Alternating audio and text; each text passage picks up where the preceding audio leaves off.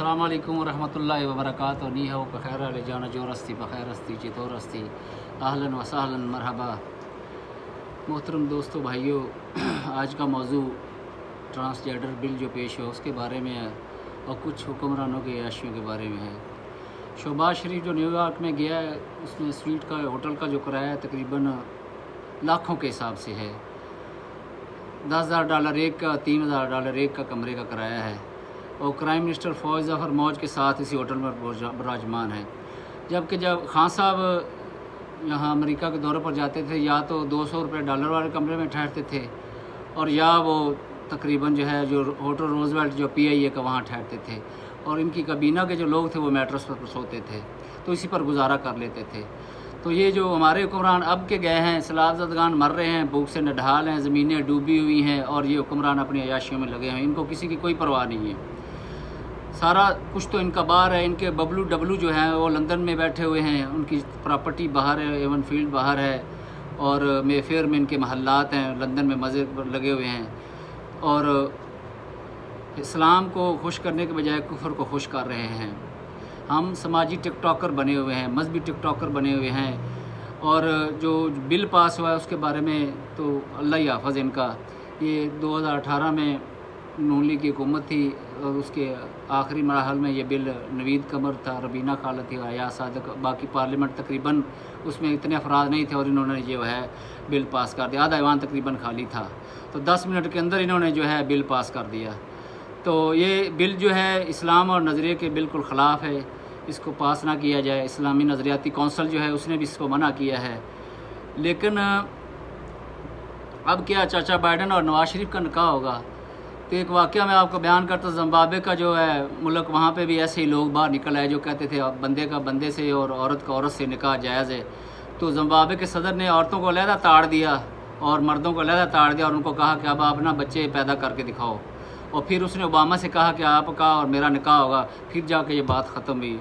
तो ये जो है हम मुल्क जो ये हासिल किया, ये कौम लूत के अमल के लिए तो नहीं हमने हासिल किया, ये तो कलमे की बुनियाद पर जो है हमारा जो है ये मुल्क आज़ाद हुआ है। तो हम कलमे की बजाय जो है कुफर के कवानीन, बरतानवी कवानीन और गंदे गंदे कवानीन जो हम पास कर रहे हैं। अभी कल ही का KPK में एक वाक़या है, 2 पठान थे, उन्होंने दाढ़ी भी रखी हुई थी, क्लिप उन्होंने इख्तियार किया। इस कौम का रोना रो रहे थे। वो एक दाढ़ी वाला मौलवी साहब, उसने लाल जो है चादर ऊपर डाली हुई थी और एक दूसरा टोपी उसने दाढ़ी रखी थी। तो उसने कहा कि ये जो मौलवी साहब है, 1 रंबी 4 बेलच की इवज़ तुम्हें ये कबूल है?